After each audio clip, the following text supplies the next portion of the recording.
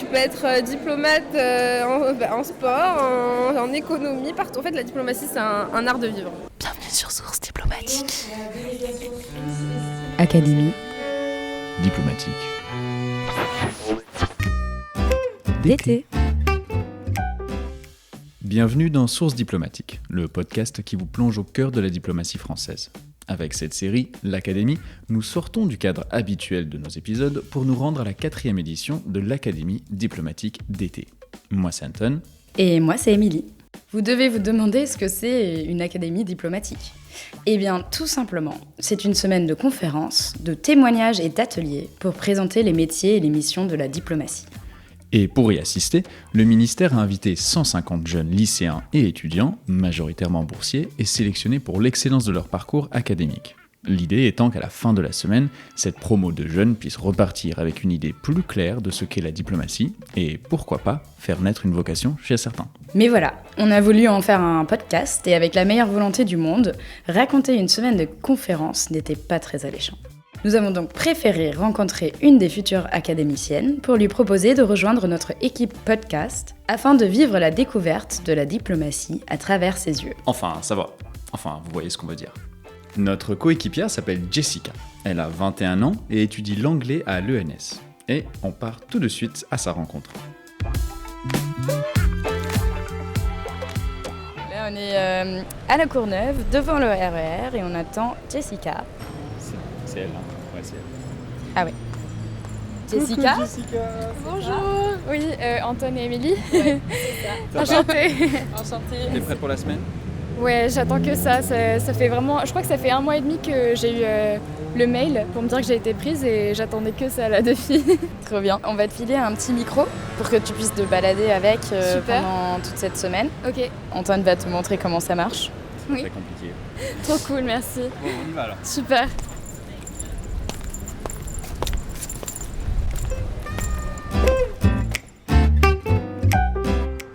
Là, je suis à la Courneuve devant les archives diplomatiques. Alors, qu'est-ce que je vois ? Je vois des murs en briques blanches et rouges avec le drapeau de la France et de l'Union européenne. Et c'est pas aussi impressionnant que le Quai d'Orsay, mais c'est tout aussi important, faut le rappeler. Donc, j'ai vraiment trop hâte de commencer et de rencontrer les gens du MEAE et mes camarades aussi. Et d'essayer de trouver une personne à interviewer en fin de semaine. Ouais, exactement. Cool. Bon, ben on y va alors. Okay. Ah oui, on a oublié de vous dire qu'en échange de son aide, on a proposé à Jessica d'interviewer le ou la diplomate de son choix à la fin de la semaine.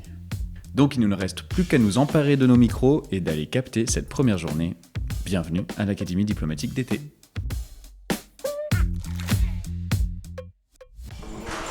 Bonjour.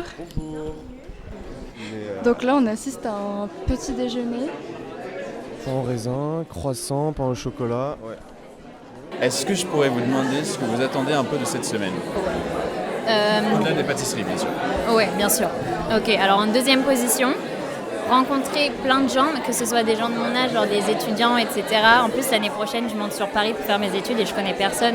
Et des gens du ministère, du personnel, qui puissent nous raconter leur carrière, comment ils en sont arrivés là. J'attends d'en découvrir plus sur la galaxie de l'univers du ministère des Affaires étrangères. Salut, ça se passe bien ? Oui, très bien, super. On a hâte de voir ce qu'on va nous dire et ce qu'on va faire. Bon, vous avez bien mangé ? Oui, le croissant, il était très bon et le café, il était très bon aussi. Durant cette première matinée, les étudiants ont assisté à une première présentation du ministère et ont pu, par la suite, poser des questions aux intervenants. Alors, avant d'embrayer sur les conférences, il faut préciser que l'Académie se déroule dans un contexte particulier de la vie politique française. L'Assemblée nationale vient d'être dissoute et on se tient entre les 2 tours des élections législatives, durant lesquelles un sujet capte particulièrement l'attention. Exclure les binationaux des emplois dits stratégiques et sensibles, est-ce vraiment possible ? Oui, selon le Rassemblement national. Et ce sujet occupe beaucoup l'esprit de nos jeunes académiciens qui, lors de la première matinée, ont pu interroger la directrice des ressources humaines du ministère, Agnès Romaté-Espagne. Bonjour. Bonjour. C'est plus une question qui brûle d'actualité. et qui m'inquiète énormément. Est-ce que vous pensez qu'un jour, la binationalité serait une tare pour intégrer le ministère des Affaires étrangères ? Je suis un peu surprise de ne pas avoir eu cette question plus tôt. Et je vous remercie beaucoup de l'avoir posée. Ouais. Vous êtes des Français et des Françaises dans cette salle. Vous n'êtes pas des binationaux pour moi.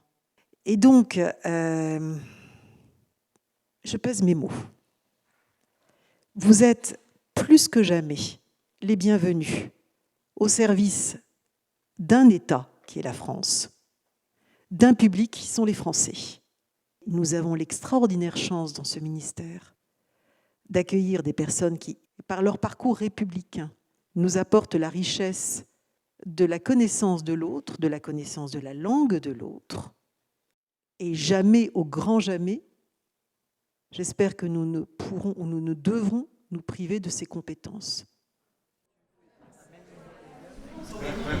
C'était vraiment trop chaud ce que Madame Ramata Espagne disait. On est toutes les deux binationales algériennes, donc ouais, c'est très, on est en plein dedans quoi, l'actualité, et d'entendre ça, c'est très rassurant. Ouais, et on a eu les larmes aux yeux. On a même été émus, les mots de la fin surtout. À table. Nous allons à la cantine de la Courneuve. Ça va toi ? Oui, ça va. C'était comment ce matin ?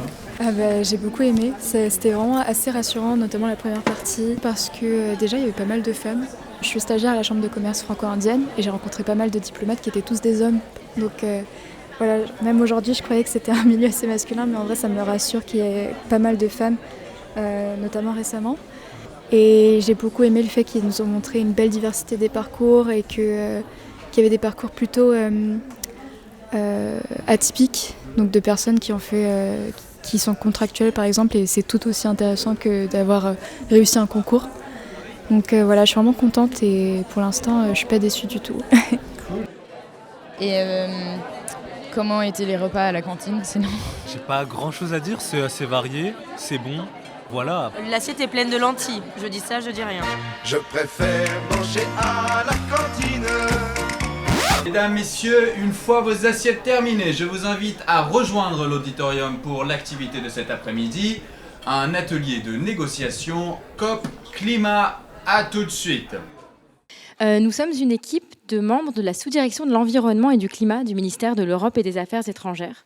Louise Rousseau, chef de pôle eau, pollution et affaires transversales.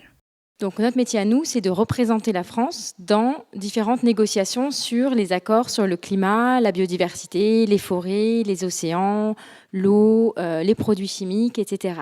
Aujourd'hui, on va vous emmener dans une COP et vous allez vous transformer en négociateur. Et votre objectif, ça va être de finaliser la négociation d'un communiqué, d'un accord international à présenter à vos ministres pour qu'il soit publié. Et vous allez voir, c'est pas forcément si simple que ça de se mettre d'accord à tous les pays du monde. Merci. La session va commencer.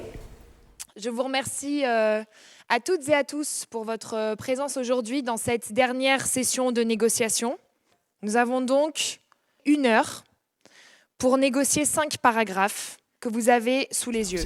Vous êtes content avec les... Pour l'instant, ça va. C'est la 5e proposition qui va nous poser problème. Jessica, t'es quel pays ? Moi, mon groupe, c'est sur le Costa Rica. Ils nous ont donné une fiche, donc on va la lire chacun à notre tour. Mais je sais pas du tout ce qu'il y a dedans là pour l'instant, je n'ai pas encore regardé. C'est juste la position du pays sur le projet en question.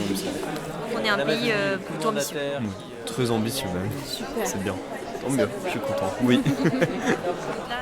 J'aimerais faire un vote à main levée. L'Arabie Saoudite ne lève pas la main, je suis choquée. Le Canada a la chance d'avoir des réserves de gaz qu'elle exporte, notamment à l'Union européenne. Nous ne pouvons pas nous limiter à une transition écologique sans énergie fossile et sans gaz. Non, non, non.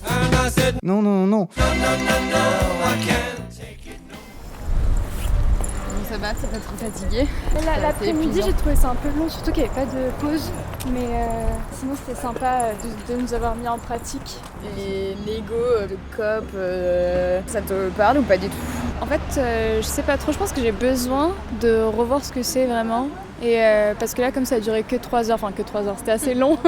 Mais non, en vrai, c'est intéressant et c'est tellement important ce qu'ils font. C'est vraiment primordial compte tenu de ce qu'on vit en ce moment avec la crise environnementale. Mais honnêtement, je ne sais pas si c'est un métier que je pourrais faire. Ça a l'air d'être vraiment assez dur. Du coup, le diplomate ou la diplomate que tu voudrais interviewer serait peut-être pas nécessairement un négociateur du climat. Il y a moyen, mais je sais pas. C'est ça mon souci, c'est que je me garde un large panel de possibilités. De toute manière, il nous reste encore 4 jours là pour voir et je verrai bien.